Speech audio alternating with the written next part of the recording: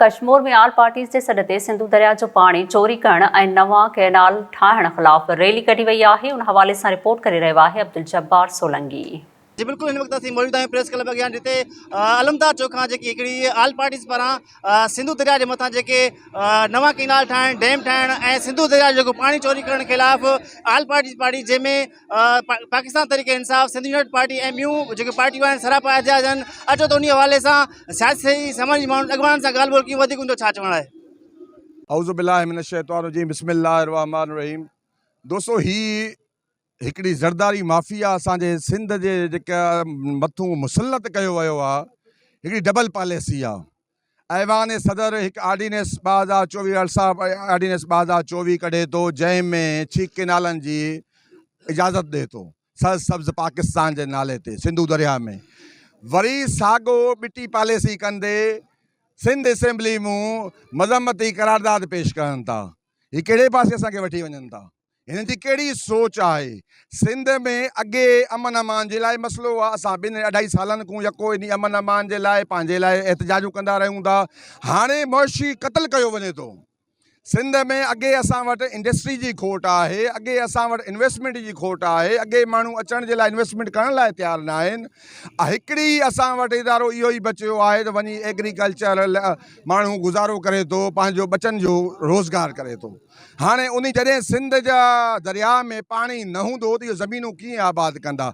असांजे सिंध जा जड़ जेका आहिनि, ज़मीनी जेकी हुआ उहा खारो आहे, मिठो कोन्हे, पीअण जे लाइ पाणी कोन्हे। जेके 6 कैनाल खोलनि था पिया, अॼु असांजो पाणी माना हिन वक़्तु सूरत हाल पाणी असांजो वहे थो पियो, मगर कोटली बराज जे आख़िरी छोड़ा ओस तक कोन थो पहुचे। यानी कोटली बराज में पाणी कोन थो पहुचे त मथो समुंड में बदियुनि खे तबाह थो करे। बदियुनि ज़मीनूं ॾिसो था तबाह थी चुका आहिनि। ऐं हिन वक़्तु पीपल्स पार्टी 2 क़दम खणी आई आहे। हिकु सिंध जी ज़मीन, कच्चे जी ज़मीन ॾियण लाइ उहो विकिणे थी पई। ॿियो इरसाइड असां इन लफ़्ज़नि में मुज़म्मत कनि था पिया पाणी जी विरासत जे बाबति। उन खां ही जेको वफ़ाक़ ज़रदारी माफ़िया वेठी आहे, वो सिंध असेंबली में बिल पास कराए थो। ये असांखे क़बूल न आहिनि इहे जेके दरिया मां नहरूं कढनि था। ऐं वफ़ाक़ में वेही चए थो, सदर थी चए थो इहे बाबा पाणी जा मामला वफ़ाक़ जे हवाले कयो। ही बीटंगो मयार आहे, दोरंगी इन्हनि जी आहे पीपलनि जी। इन लाइ सिंध में पहिरें पाणी कोन्हे। पहिरें सिंध जूं ज़मीनूं बंजर लॻियूं पियूं आहिनि।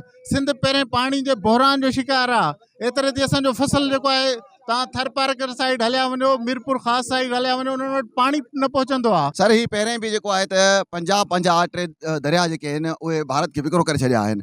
हाणे जेको सिंध दरिया आहे उहो सिर्फ़ु ऐं सिर्फ़ु सिंधियुनि जे लाइ आहे, ऐं उन ते बि जेको हाणे धाड़ो हयो थो वञे। जी बिल्कुलु नाज़रीन, जीअं तव्हां आल पार्टी जे अॻवान जूं ॻाल्हियूं ॿुधियूं, उन्हनि जो इहो चवणु आहे त जेके सिंध दुश्मन जेके पॉलिसियूं आहिनि, सिंधी माण्हुनि जे मथां जेके निड़ीअ ते ना ॾियण जी साज़िश आहे, जेके असां मुस्तरद कयूं था, जेके असां रिजेक्ट कयूं था। ऐं उन्हनि ॻाल्हाईंदे चयो त असां जेको ही अरसा एक्ट तरमीम जेको बिल मंज़ूर थियो आहे उनखे असां रिजेक्ट कयूं था।